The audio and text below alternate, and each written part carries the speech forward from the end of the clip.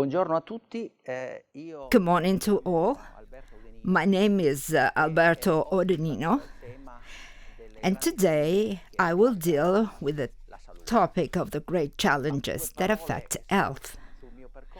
Well, a few words about my path. I am a mechanical engineer. I have spent, let's say, part of my university career dealing with cars. And then for 20 years now, I deal with bioengineering. Specifically, we will see it later, the various fields of engineering, but I deal more with biomechanics part. Well, health and great challenges. First of all, I thank here publicly the Deputy Rector and my colleague Juan Carlos, who pushes me to talk about issues of which I hope I'm not used to, and I hope I will not bore you. But in any case, among the great challenges dealing with health, I would say, with death, I would say it's the biggest challenge. I will begin this lesson precisely by talking about death. But why? Clearly because talking about health means talking about life. It means talking about life lived well. But in any case, we know, or we will see, maybe not. We know that this life comes to an end. And we also know that, let's say, we are constantly increasing for life expectancy. But in short, we have no idea. We have no idea where we can get. We know, for example, that this lady that you see here lived until the age of 121 years. It is believed that she is the living being who has lived the most. She doesn't look very happy here, but we in this photo, but we will return to this topic. Has everyone tried to take an interest? Why? What are the reasons why she lived so much? She ate chocolate every day. She drank port. In any case, the problem here is how much we will live in the future. Are we going to live more and more? And until when? This is the first question. For how long? Then some studies you see here in the slide, foresee that an ideal condition is that of 150 years. And in any case, you see from the graph below that we are constantly increasing. We are not there yet. At the moment, we're very far away. Let's say right now our life expectancy exceeds 80 years in the most developed regions of the world. And in other regions it is a bit lower. However, that also in the less developed regions, substantially the life expectancy grows. We will see that a sustainable goal, that of reducing the gap, which in any case you will also see from the graph, is shrinking. Clearly. Then if you go and read scientific literature, you will find a bit of everything. In short, there are those who, as Mr. A here, believes that we could become immortal. He says basically that our human genome is like a data software that has bugs inside, and that we say in substance it's a resolvable engineer problem to remove the bugs, and therefore that in a relatively short time you can even live indefinitely. Well, that's clear.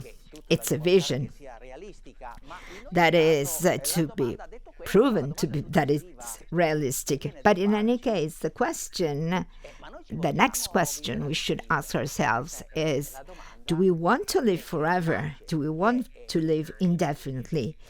Because this is the question, Here, not only scientific literature, I'm going to talk about also some movies that often, as visions, understand and anticipate, in short, technical innovations.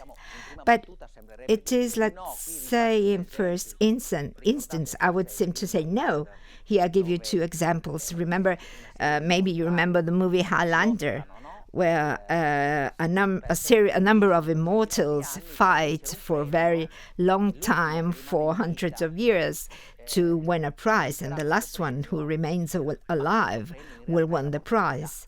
But this prize is actually mortality. It is clear that this is, if you want, a praise to human nature, which is in itself mortal. And yet we say it appears a little, compared to what we said before, a contradiction, that an immortal, we say, is a reward. Mortality is clear that together in the mortality of the movie, you may remember the possibility of living a full life, and therefore certainly living without living a full life doesn't make a lot of sense. So here I also reported an image here that in short is very famous. Also the song of the soundtrack, that is part of the soundtrack of a Highlander movie. But always watching, always looking at movies, there's also another movie that could be interesting. That is the Bicentennial Man.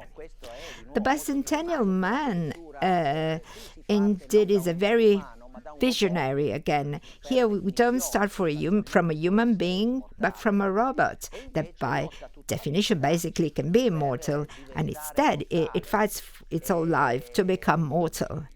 And by the way, first, he can, let's say, if we refer to what I was said before, he insert bugs in his software, so that automatically they degenerate. So here, let's say this is a praise to the way to humanity, in the sense that the robot didn't feel he was capable of loving unless he became human. Clearly, there's a struggle to being recognized as such. And here you see, at some point it gets married and dies together with his bride, and his bride also ends her life saying to the robot, "See you soon." See you soon.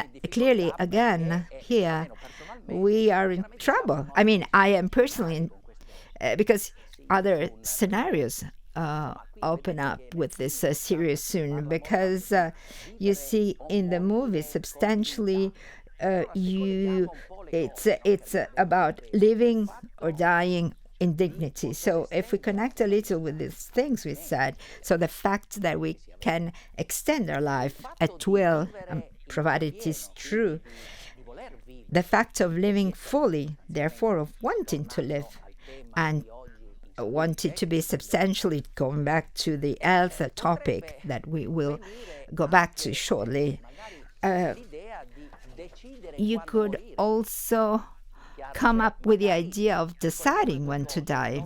Clearly, maybe if we connect the two things, we will not be able to extend life beyond that point we want to live. And so we could decide to die at some point, to plan our death, and to die with dignity. Well, of course, here I will present you for questions rather than answers to these issues. But you know, this is a very controversial topic, and in particular here between the "see you soon" of before and this topic here, clearly there are religious thematics, the religious topics, and precisely of these days, Pope Francis has been concerned about the topic of euthanasia, that in essence is not quite the same about what I said before, but it basically would be about deciding to die. The Pope sees it as assisted suicide and specifies that life is a right, correct, but not death. Death is not a right. Death goes as human and certainly is accepted, but it cannot be administered. And here I also quoted Cardinal Bassetti. He is the president of the Italian Bishops' Conference, the CEI, who says another important thing, which concerns, let's say, to choose how to die precisely because we are going to get into that area of suffering, that area of no longer wanting to live.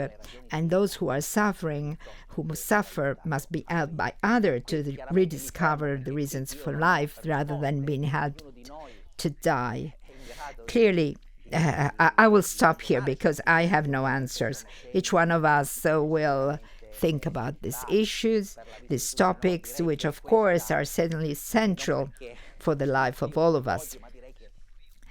I would say that among all the challenges, this is the biggest challenge of all. Well, that being said, I will stop here. Let's see. It has been clear that our life expectancy has been growing and is continuously growing. And it's a positive derivative. We are engineers, so it's a positive derivative, so it's life expectancy, which tends to grow. And before we talk of the purposes of the goals of sustainable development of the United Nations, let's start to look at something, because in reality this life expectancy is not the same everywhere. It has risen, it has increased, but as you will see in the next slide, but it's not the same everywhere, but in particular the most developed countries, because they have more important resources, but also more efficient health systems, as well as other living conditions that concern security and let's say other topics that are not strictly related to health. Let's say they make a big difference. You see in the diagram on the left, there's a list of nations and a series of continents reported, as well as values. You see also the average value in the world, that is about the center of the line. You see it's a diagram because you know it, you probably heard it. There's a difference in gender, in this case in favor of the female gender, because the female gender has an average lifespan which is longer than the male gender. But what you notice more is that the media of the world, coincidentally, is in the middle. But what catches the eye the most is all of that we have Afghanistan today. So this is beyond the issue of death, is a challenge to life. So we say it's to make sure that all human beings on Earth can afford a substantially similar life. In the diagram on the right, you see with colors that I said before, and in particular the darker color, which concerns life expectancy of more than 82 years, let's say. So these are data from 2019, and they lighten until they become red. Then they go to darker colors that are below 55 years. So it's a good fork. You see the nations that allow that unintentionally or wanting, they guarantee their citizens greater life expectancy are located in Europe, Northern Europe, Canada, and Australia. So this is another major challenge, that it is something that is clearly not good.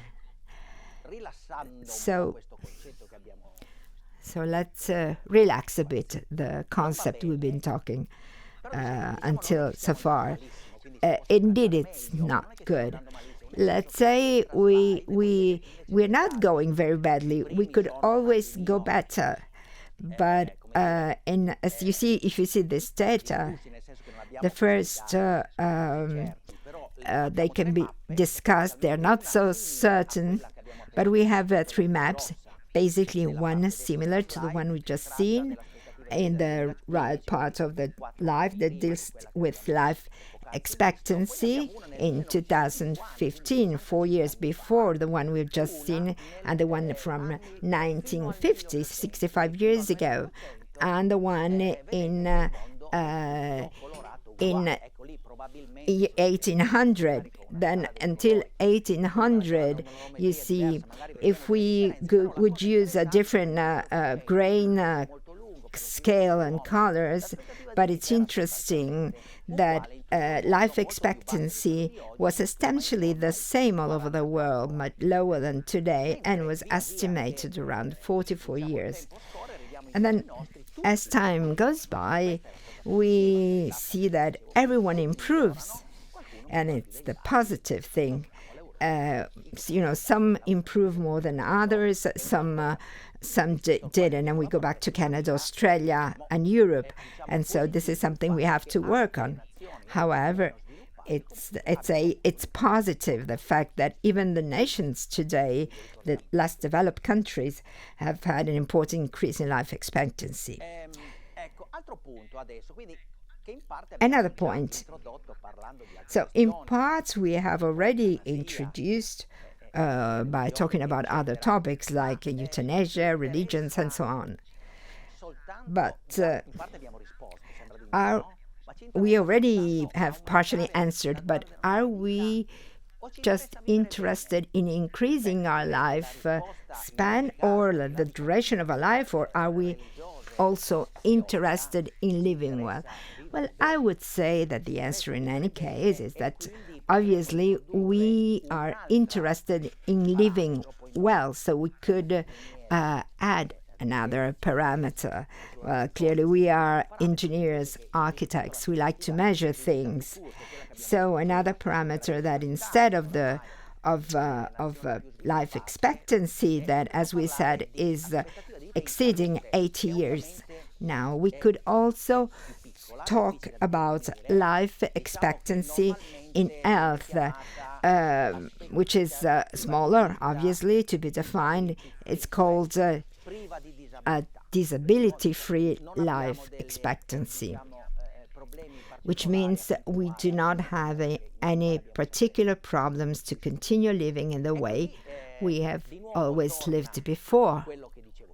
And here again returns what comes back what I said before, that is, there is a difference between man and woman in the sense that female gender lives little more.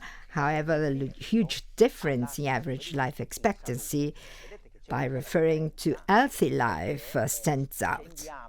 You see there's a big difference because we go down by at least 15 years compared to the previous one.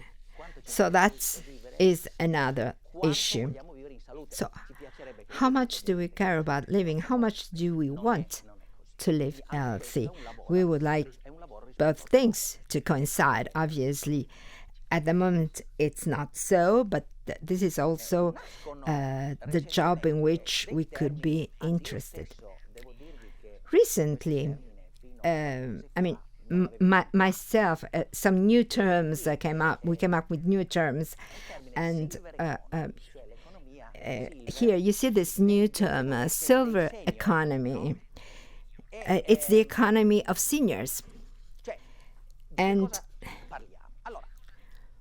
what are we talking about then?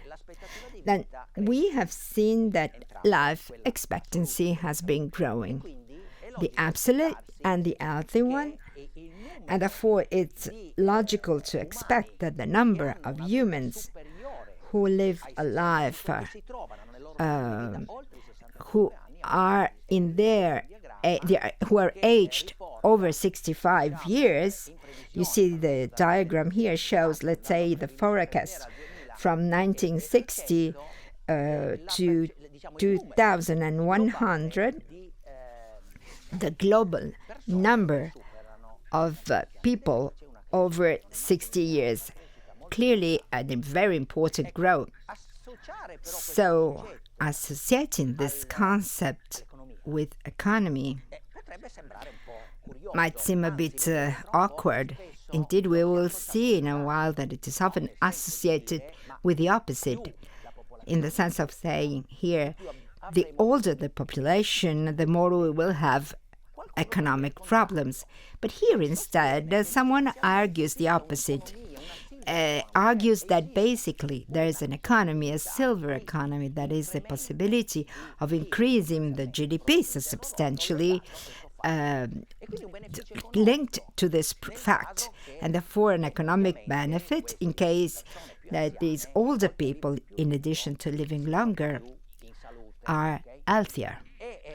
For example, there's a study that you see here that estimates in 38, this in the United States, in 38 billion for a year of increase of the gross domestic product for each year of healthy life expectancy, instead compared to the previous one. So there's an economic implication. There's many reasons for this. Obviously, if a person, beyond the fact that we could, and I would say probably the most obvious thing, we could work more and we could produce even more. But apart from this concept, there's precisely the concept that normally those who are in this, especially in the more developed parts of the world, usually have more money, are more willing to spend, travel more around the world. They can afford a series of goods that did not allow before. They don't have to make debts. So there's a positive fallout due to, let's say, to the reinvestment of capital that has been accumulated over the years, during the previous years. And therefore, in living, it's a person that lives well, who's healthy. So the message we have here, so it's that we would have even economic benefits if we work it well. So this is what is silver economy is about. So here, quickly, I'm going to slide. You see, it's intrinsic in great challenges. Also, the concept of sustainable development goals suggested by United Nations. I'm referring in particular to number 3. We see if what is told in this sustainable development goal is congruent to what we said before. Well, if we look at the sustainable goal 3, that is that of health, in short, it says is we want to promote the well-being at all ages. So we put together these two concepts that we have seen so far. So to live healthy, and we refer, if you want, also to the part, let's say, of the older population, and that must be healthy. But the other important topic here is the disparity between the most developed nations, and so at least that everyone can afford precisely these lives in health. So here the goal is very clear, doesn't need any further comment. But we could see, let's see the targets. So for each sustainable development goal, there is a number of sub-objectives, sub-goals, and a number of indicators as well. So I will not read them all, but let's read some of them to understand what are the issues linked to these goals. So The reference, except for something, it's 2030. You see the target 3.1 talks about reducing maternal mortality, which is very high in underdeveloped, less developed countries, and there are less than 70 per 10,000 live births, there are 70 deaths. So this is very important topic. And I would say from the numeric point of view, the second topic that concerns birth of newborns is essentially an important percentage of death, which often, even going to look at averages, we could, when we talk about life expectancy, we could even reason by removing these newborns. So the purpose here is to reduce to less, at least as low as 25 per 1,000 live births. So, and here we include all the children also up to the age of 5. So here it's two important topics.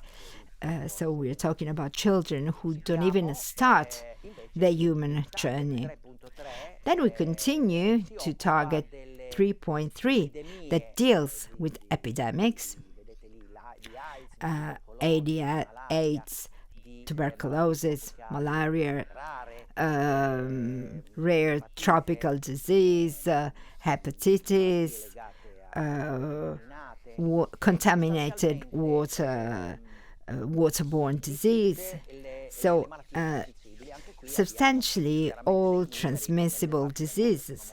And here the figures are different. I'm not going to get into detail. I will read them quickly. Target 3.4 aims at reducing by 1/3 premature mortality, instead linked to the previous one, which were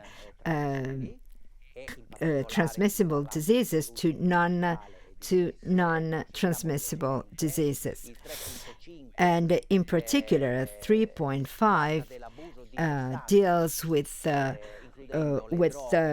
substance abuse, and including drug, but also alcohol. And you know that this is also very uneven throughout the world, although here too, as developed nations, we also have a good share of this. And there are those who deal with the death rate connected with traffic accidents, for example. And then we go down to 3.7, ensuring the universal access to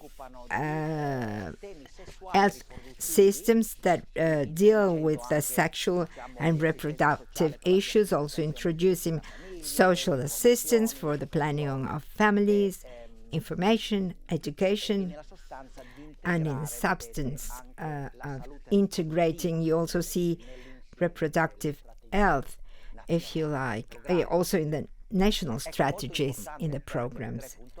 3.8 is very important.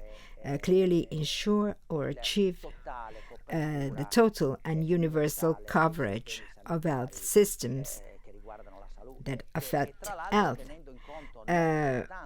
which, among other things, taken into account not only the facilities that our health systems allow us, but also protection from financial risk related to it. Because clearly where the coverage is total in countries where, like ours, in other countries is less important, in other ones is crucial. Being able, it becomes almost terrible of not being able to treat yourself for lack of sufficient financial resources. So we get to the end of the list. 3.9 concerns pollutants, basically reducing you see there's a clear indicator. It's not just talk, we have numbers here. So the number of deaths, but also of disease, therefore linked to chemical pollutants of the air, of soil. And there are also 3 more targets linked to this. The one concerns smoking, then tobacco. And what is interesting is 3.B, that I would like to look into detail a bit more. So you see the goal is to support the research and development of vaccines and medicine for both the communicable and non-communicable diseases. That again, in order to primarily deal with less developed countries and also granting them in a way that they can afford access to these vaccines, to these drugs and medicines. And you see that it is far from the concept of patents, because associated with vaccines and medicines, there are always patents, because it is necessary to pay royalties. Basically, developed countries pay. But there's a Doha Declaration with agreements on public health that affirms the rights of less developed nations, of less developed countries, to have, let's say, full access to medicines and vaccines. That they, for them, the patent coverage, the patent restraint should be released. It has already been done. You have already heard this during my previous lessons. Clearly, there's a humanitarian topic here. It's not the only one, because it was done, for example, for AIDS, and for example, it is clear that compared to a pandemic versus an infection, it's different. When this same pandemic can proliferate, actually it's something that comes back to us, beyond the fact that, beyond clearly the ethic and moral concepts that are underlying this goal. So this is a very important topic, and I will stop. I will get into detail of the economic topic, because as you see, often is the driver of all political decisions and developments of countries. That we are seeing from another point of view, if you want, a little bit higher two and moral, but there's always an economic factor behind this. Now, 2 and the 2 last points, 3C concerns the possibility of recruiting and training health staff, health workforce. Keep in mind that health spending, which are the biggest. It's one of the biggest items, especially if we technicians, engineers, and architects, we think it's not just the spending on medical devices, but there's also the whole part of personal that is bigger. So the topic is, in poor countries, there is a lack of education, training, but also a lack of recruitment, and therefore the number of sufficient health personnel sufficient to create an health system that works. And then the last topic concerns prevention, so the fact of strengthening the capacity of all nations. It's been talked about a lot during the pandemic, whether or not we were sufficiently equipped to deal with it. And therefore, we talk about this topic, that to foresee in advance sufficient actions to be able to substantially to be able to mitigate risks coming from black swans, like someone called them. So from pandemics, who events of low probability and very high severity, which can put in great difficulty. So we can work on that. That being said, I would like to introduce, like I said before, the concept, the topic of money, the economic topic, because it's clear we can make a lot of problems, but we need resources. And when we talk about sustainability, unfortunately, or maybe perhaps, we need to talk about financial sustainability. So if you want, I will shift a bit from the global view to our world. So I'm moving to wealthy countries. Because we do have this problem. Although we are wealthy, even if we wanted to do it just for ourselves, the first question that comes up is, but health spending, will it continue? Assuming today it is, but will it continue to be sustainable? This is a very important question, because if it does not continue to be sustainable, we will not only be into trouble, we won't even be able to pursue the sustainable development goals we talked about before. So the answer is, if you look around and you check literature and the web, the answer would be no, because if we make 4 predictions, we would get negative forecasts. So what could we do as technicians? So why not? Well, here there are a few reasons, basically, because why it wouldn't work. So let's see. Someone says exactly the opposite of the silver economy of before, because some say if you continue having people live longer, you will get a lot more chronic diseases.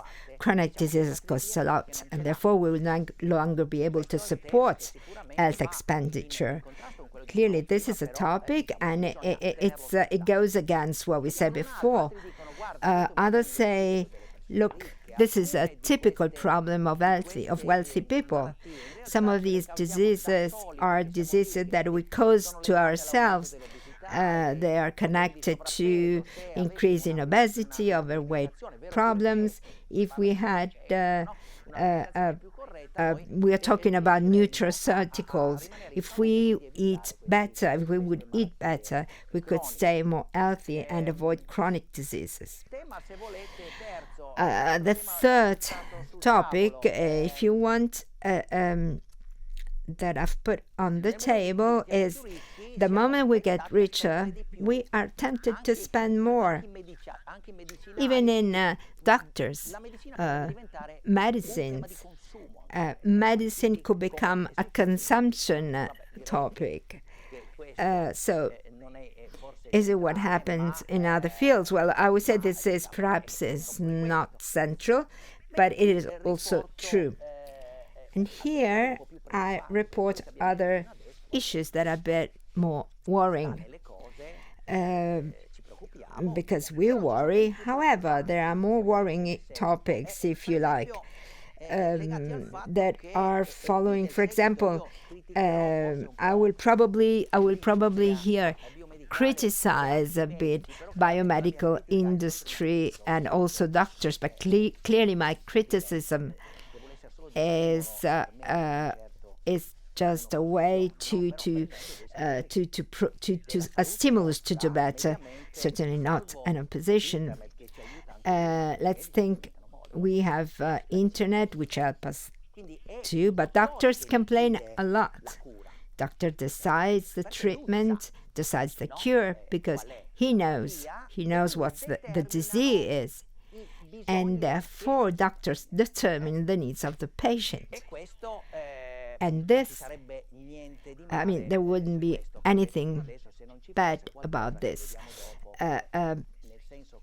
But also the medical category could have, on the other hand, an interest in promoting one treatment rather than the other one. We will talk about this later. The first thing we can say, however, is that often doctors are they get incentives, they get benefits. Also, like a policeman, when they give you a ticket. The financing mechanism is linked to the volume of sale of drugs. So you understand here that the mechanism can be a bit dangerous. And the other important topic here is, it's here on the slide, and it's not just about the health sector. So the doctor decides, the doctor chooses, and the patient uses it. So he decides for the patient, but above all, at least in Italy, the health system pays for it. To understand that every time we choose something for someone else and then a third party is paying, it gets very dangerous.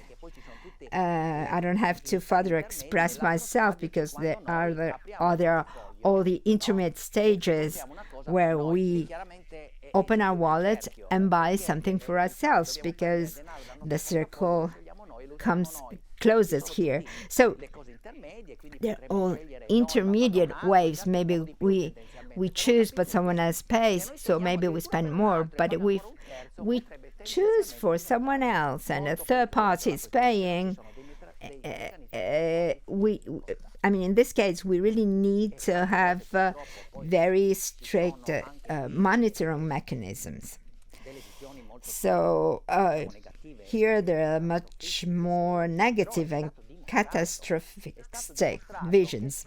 But it has been proven and shown that often in this field, typically drugs, it's not that demand that defines the offer, the supply, but it's the supply that produces and stimulates the demand. And it's clearly very, very serious. And finally, among the various things that I've mentioned here,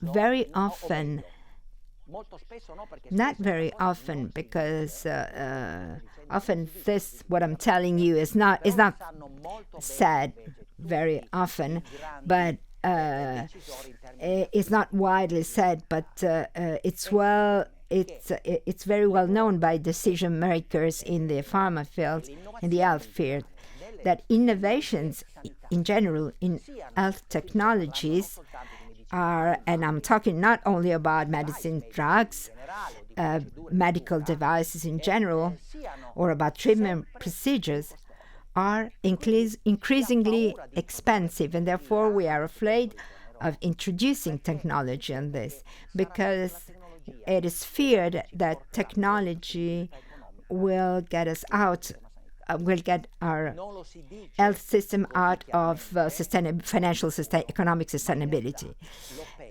It is not said clearly, it is not widespread, but in reality, all those who buy this type of products think so. So, another topic. So, what have we said so far? Well, health for everyone. This one is costly. We are already spending a lot. We will continue to have a balance between what we spend and what we get. Would it be positive, or will we go into crisis? Well, let's start talking about another topic now. Considering all these conditions around, let's stop and think about today. So we have technologies, industries, health systems. So we deal with wealthy nations. One would ask a question.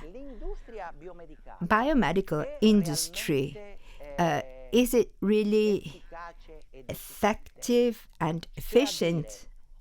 I mean, I need those things. Today they cost me that much. But the question is, what I'm buying, do I get it from an industry that is effective and efficient? Well, my impression is at the beginning is definitely no. Now I will show you why. Maybe I get a bit more polemic and controversial here. So let's talk about what does effective and efficient mean. It concerns everyone. Effectiveness, efficiency, and industry, individuals, public bodies. Efficiency means we are able to solve the problem. But what is efficiency? It means that we can do it by increasing quality and reducing cost. So efficiency means that if the cost is about the correct cost, because otherwise we have something else we need to deal with, being able somehow, tell you later how, of making, in case it isn't. Clearly, there are huge space in biomedical industry, much higher than all other industrial areas, of enormous inefficiency. So what does it mean? It means that if we can recover these spaces, we will have more resources to do everything we said before, not only to keep our systems more sustainable, but also to help others become sustainable. So why do I tell you why it's not efficient? Well, let's give you some examples.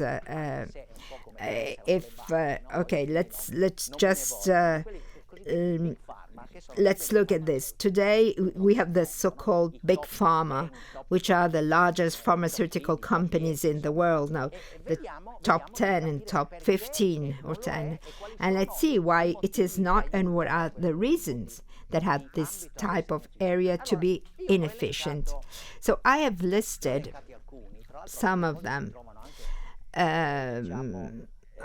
Some of these can also be found in the IFA reports. However, the price of drugs is secret. So the price, I'm not talking about over-the-counter drug or what we buy in the pharmacy, because clearly it's public. But for example, I don't understand why a certain brand of aspirin is sold for a certain amount, and in Italy it's sold at 3 times the same amount, and the production facility is the same one. So, but all the medical devices and drugs that are purchased by regions and hospitals, and this is a secret. This is called through, and this is all done through a tender, which guarantees purchases that are also in effect in terms of an efficiency and effectivity, because they are secret. So we don't know what the Piedmont region pays for something and what Sicily region pays for the same thing. Or for example, I took a cancer drug from Roche, Eschatin, in 2018. In Piedmont was paid 163 euros, and in Umbria the same exact drug was paid 772. We could talk about 2,000 cases, but any incredible, 2,000 cases, huge cases of new tenders. Bosentan, which is a new drug for hypertension, it shifted from 2,210 euros to 27 euros. So, and yet another from 1,907 to 27, that there's been a reduction of 99%. So, but how is it possible? I don't think that if you buy a car until years later, it costs you 1% of what it cost before. Now, because there is less margin. And the reason is, which is the reason? Because there's much less margin between the selling price and the cost of production. We normally have huge margins in the medical industry between the selling price, the cost of production. So we will try to understand why. So, for example, take an insulin syringe. It costs 33 and 3.3 cents in Liguria, but costs 16.5 cents in Lazio, 5 times more. And the same forever in Liguria. It's the insulin injection has 16 cents, 10 times more. So let's try to understand there's a huge gap between the selling price and the cost of production. I would not say that the cost of production is negligible compared to taking to the selling price, but this often happens with drugs, and it's a peculiarity of the biomedical industry. And important things happen that are not advertised enough. In 2019, the authority who deals with competition in Italy gave a fine of 182 million euros to the two big pharma companies. Clearly, it's because of antitrust. It was Novartis and Roche, because they worked. There are some texts if you want to read them. They have proven for years to demonstrate that two drugs that were in reality the same drugs, in reality were different.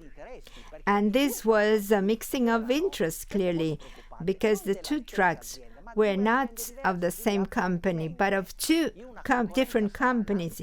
So apparently, healthy competition. The second company should have been very much interested in proving that it was the same thing to sell more. But the interest yet was another one. That was the protection of markets.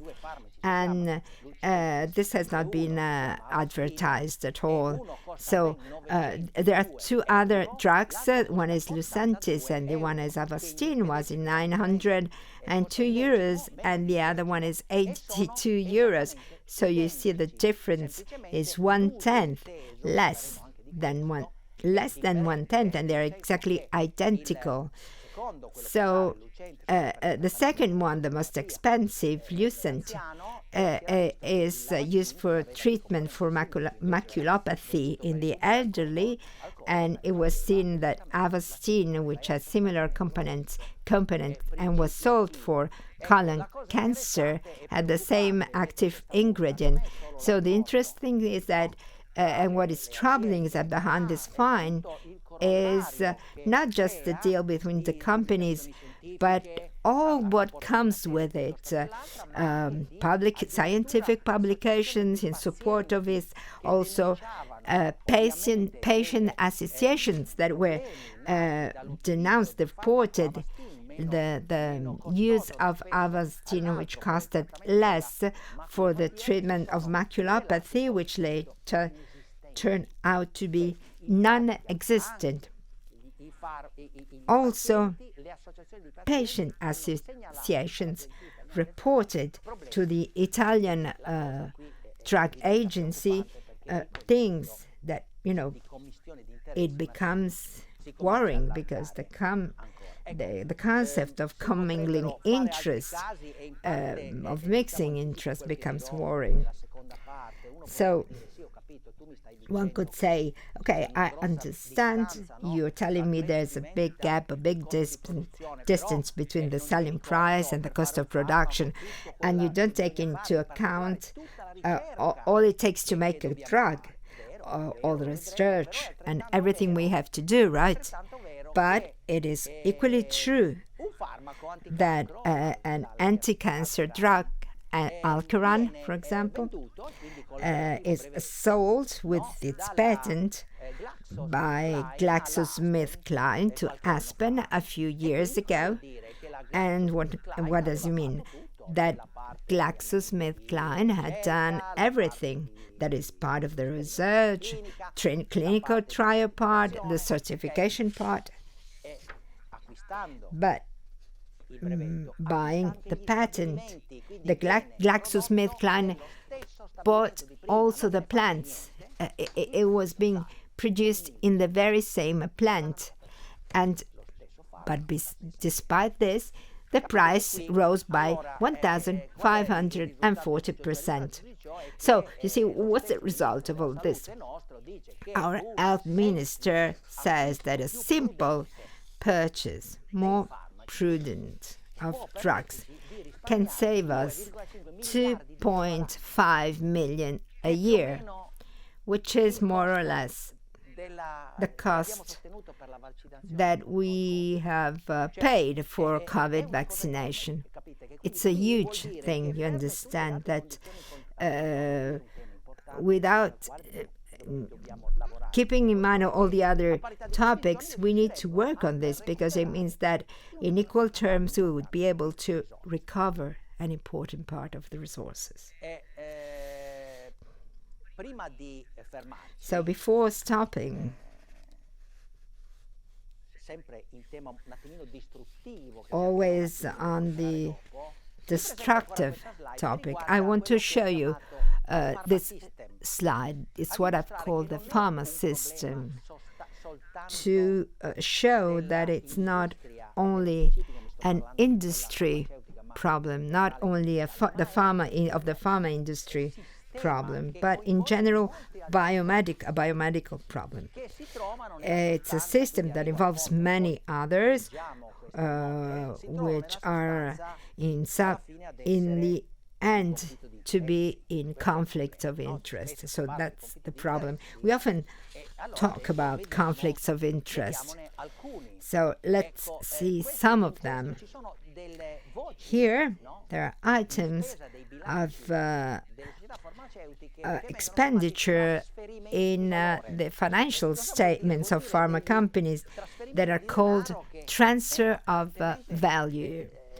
What does this mean? It means money transfers that are apparently transferred and and apparently would not have, without return, without profit. In reality, they do have a value, and we'll see what happens. First of all, we have AIFA, the Italian Drug Association, and then we have the EMA, which is the European Medicine Agency.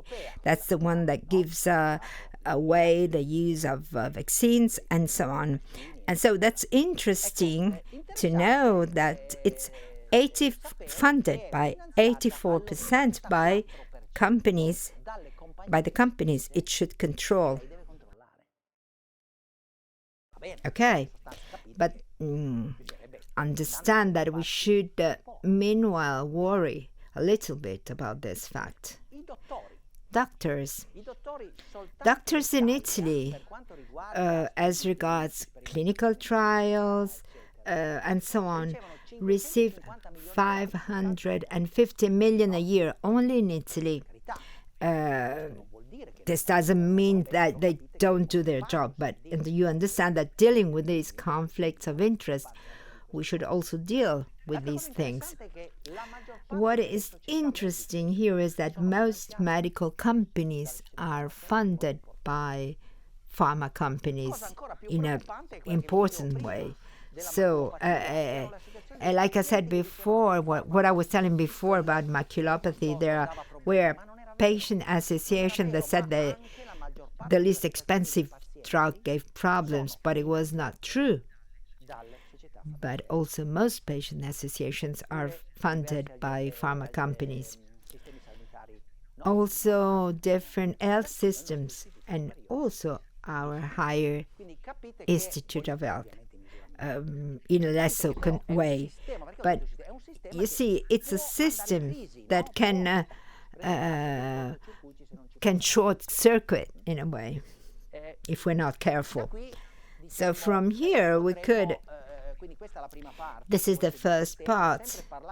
If you want, always if we talk about pharma system, I could mention other points that are part of this system that is wrong.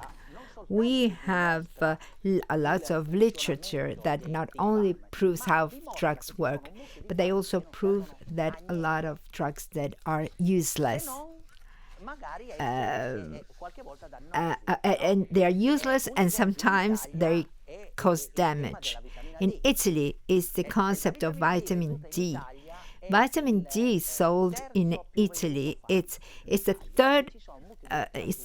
third best-selling drug in Italy, and it would sometimes it could be harmful. It could be harmful, and we spend 320 million euros for vitamin D, and there are topics that we say are related to the system every day. An average of 1.5 every elder takes almost 10 tablets a day, and we know that the excess of antibiotics kills one person per hour, always in Italy. We really talk about this, but antibiotics are still being prescribed. In France, there's a very interesting site, which I report here below, that every year, based of course on clinical evidence,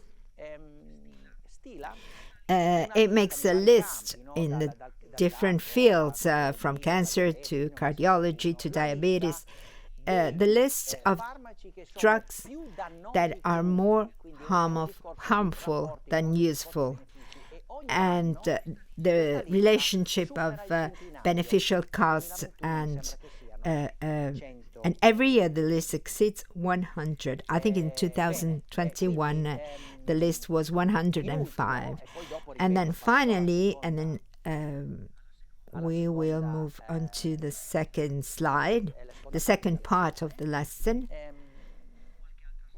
There are some more slides, some more information if you like. We should also keep this into account. Pharmaceutical companies have had a big return clearly from the pandemic, because by comparing the first quarter of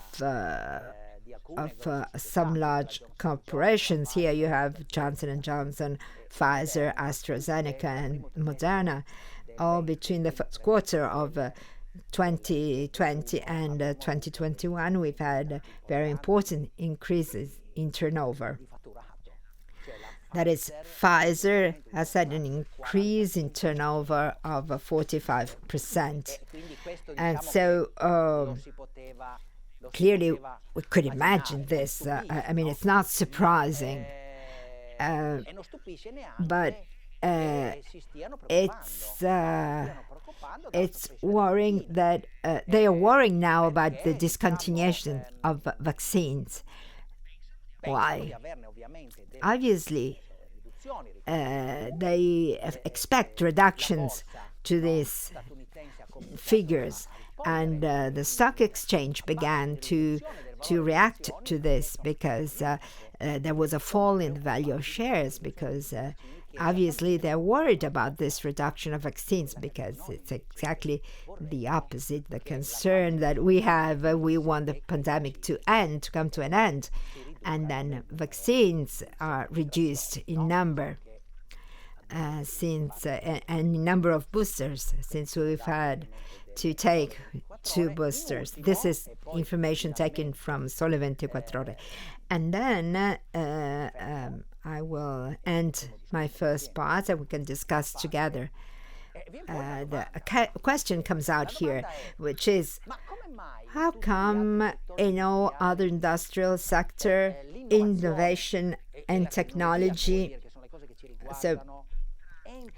comes in full hands, but if you make a cost-benefit ratio, we have, instead of having a lowering of the price, we have an increase in value. So how come this doesn't happen? I mean, how come here prices don't decrease? In pharma, in the biomedical industry, prices are always higher. And I will make you some examples. Sometimes some purchases, even regional purchases, centralized purchasing, have led to major price reductions. But they are sporadic examples. So we will see to understand this in our second part. So the question is why? One could say because the price is high, because it saves your life. So this is the reason.